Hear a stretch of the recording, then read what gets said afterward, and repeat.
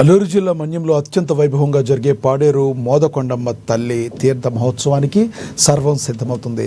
వచ్చే మే నెలలో నిర్వహించనున్న ఈ వేడుకలను అత్యంత శోభాయమానంగా జరిపేందుకు ఆలయ కమిటీ ముమ్మర ఏర్పాట్లు చేస్తుంది. అమ్మవారి పండుగకు కేవలం ఆంధ్రప్రదేశ్ నుంచే కాకుండా పొరుగు రాష్ట్రాల నుంచి కూడా భక్తులు లక్షలాదిగా తరలివస్తున్నారు. ఈ ఉత్సవాలను రాష్ట్ర స్థాయి పండుగగా ప్రభుత్వం గుర్తించడంతో నిర్వహణ కోసం ₹1 ఆర్థిక సహాయం అందిందని ఆలయ ప్రధాన కార్యదర్శి కోటి బాబు వెల్లడించారు.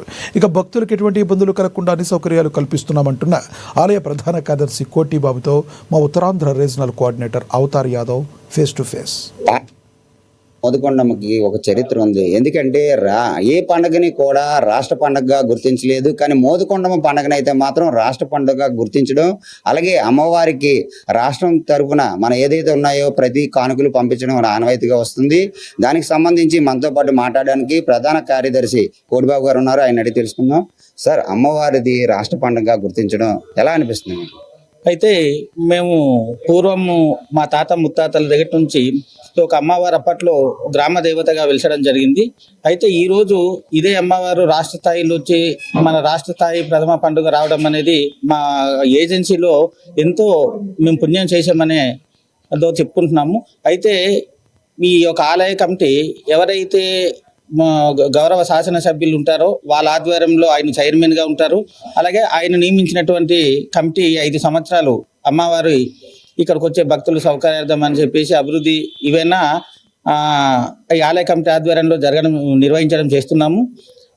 మరి మేము వచ్చిన నుంచి ఇప్పుడు సుమారు 2 సంవత్సరాలు అవుతుంది. మా గౌరవ శాసనసభ్యులు మత్తెరస విశ్వేశ్వరరాజు గారు వచ్చిన తర్వాత మాకంటూ కమిటీగా ఏర్పాటు చేసుకొని వచ్చే భక్తులు సౌకర్యార్థం వాళ్ళకి వారానికి 3 రోజులు అన్నిటికన్నా అన్నదానం గొప్ప అన్న ఆలోచనతో మేమంతా సమిష్టిగా అన్నదాన కార్యక్రమం ఏర్పాటు చేస్తున్నాము.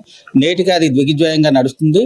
అమ్మవారికి సంవత్సరానికి 3 సార్లు పండగ అనే కార్యక్రమాలు జరుగుతుంది. అలాగే ఈ నెల 25వ తారీఖుని సంక్రాంతి తీర్థం, అంటే ప్రతి గ్రామ దేవతకు కూడా సంక్రాంతి తీర్థం చేసే అటువంటి ఇది ఉంటుంది, పులుగలు పెట్టడం పెద్దలకి అని చెప్పేసి. అలాగే మన గ్రామ దేవతకి కూడా అలా పెట్టే ఆచారం ఉంది.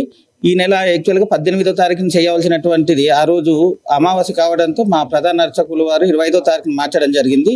ఆ రోజుని ఈ యొక్క తీర్థక మహోత్సవ కార్యక్రమం విజయవంతంగా జరుగుతుంది. అలాగే ఏటా జరిగినట్టుగా ముగ్గులు పోటీల్లో చాలా మంది మహిళలు పాల్గొంటారు. వాళ్ళకి ప్రథమ ద్వితీయ. ప్రధానంగా ఇప్పుడు ఏదైతే రాష్ట్ర పండుగగా గుర్తింపు వచ్చింది అది ఎప్పుడు చేస్తారు? అది మే మాసంలో 2వ వారంలో చేయడం జరుగుతుంది. దీనికి మరి గవర్నమెంట్ వాళ్ళు ₹1 ఆర్థిక సాయం, ₹1 కూడా నిధులు మంజూరు చేయడం జరుగుతుంది. దానివల్ల ఇక్కడ రాష్ట్రమే కాకుండా ఇతర రాష్ట్రాల నుంచి కూడా కొన్ని లక్షల మంది భక్తులు రావడము, అమ్మవారిని ఆ రోజునే మొక్కు తీర్చుకోవడం అనేది యథావిధి జరుగుతూ ఉంటుంది. దీనికి మా ముందస్తుగానే అధికారులు అలాగే ఆలయ కమిటీ అందరు సమిష్టిగా వచ్చేటటువంటి భక్తుల సౌకర్యార్థం అన్ని కార్యక్రమాలు కూడా ప్రభుత్వం మరియు ఆలయ కమిటీ ఆధ్వర్యంలో, అలాగే ఇక్కడ ఒక ఉత్సవ కమిటీ నియమిస్తాము. ఉత్సవ కమిటీ, ఆలయ కమిటీ, అధికారులు అందరూ కలిపి సమిష్టిగా చేయడం. పండుగ ఎన్ని రోజులు జరుగుతుంది?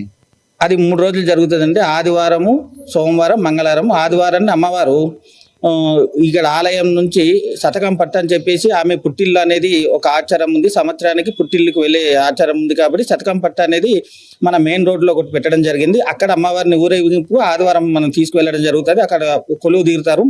అక్కడ నుంచి 3 రోజులు కూడా పుట్టింట్లోనే ఉంటారు అమ్మవారు. ఆ 3 రోజులు అయిన తర్వాత మంగళవారం రోజున భారీ ఊరేగింపుతో మళ్ళీ ఆలయాన్ని తీసుకొచ్చి ప్రతిష్ఠించడం జరుగుతూ ఉంది. దీనికి మరి అందరూ ఈరోజు అందరికీ తెలిసినటువంటిదే, మీ ద్వారా కూడా చెప్తున్నాము. ఒక గ్రామ స్థాయి నుంచి ఒక రాష్ట్ర స్థాయిగా వచ్చి మొన్న గౌరవ ముఖ్యమంత్రి గారు ఏజెన్సీ పర్యటనకు వచ్చినప్పుడు ఆయన అభివృద్ధి ఎలా ఉందని చెప్పి ₹2 కూడా మంజూరు చేసి అభివృద్ధి చేయాలని చెప్పేసి మంజూరు చేయడం జరిగింది. అది కూడా త్వరలో ఆ కార్యక్రమాలు కూడా ఏర్పాటు చేయడానికి మా సంబంధిత అధికారులు మన గౌరవ జిల్లా కలెక్టర్ గారి ఆధ్వర్యంలో కొన్ని డెవలప్మెంట్ అయితే ఉంటే మంచిదన్న ఉద్దేశంతో వాళ్ళు కూడా ఎస్టిమేట్ వేసుకుని వెళ్ళారు. కాబట్టి మాకు గవర్నమెంట్ నుంచి కూడా ఇప్పుడు ముఖ్యమంత్రి గారు కూడా సహాయ సహకారాలు అందిస్తున్నారు.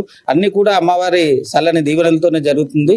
మరి ఆమె దగ్గర మేము సేవ చేయడం మా కమిటీగా మాకెంతో రుణపడి ఉంటాము. ఏదైతే ఆలయ ప్రధాన కార్యదర్శి చెప్తున్నది, అమ్మవారు రాష్ట్ర పండుగగా అంటే గ్రామ దేవతగా ఉన్న తల్లిని రాష్ట్ర పండుగగా గుర్తించడం అయితే మా అందరికీ చాలా ఆనందంగా ఉంది. ఏదైతే రాష్ట్ర ప్రభుత్వం నుంచి దాదాపు మా పండక్కి మే నెలలో జరిగే పండక్కి ₹1 కోటి ఆర్థిక సాయం అందించడం, అలాగే మేము ఘనంగా ఈ పండుగ జరుపుకోవడానికి అయితే మాత్రం దోహదపడుతుందని వాళ్ళు చెప్తున్న పరిస్థితి కనబడుతుంది. చూస్తూనే ఉండండి ఏఎన్ఎన్ టీవీ. కెమెరా పర్సన్ రాజాతో అవతార్ యాదవ్, ఏఎన్ఎన్ టీవీ, పాడేరు.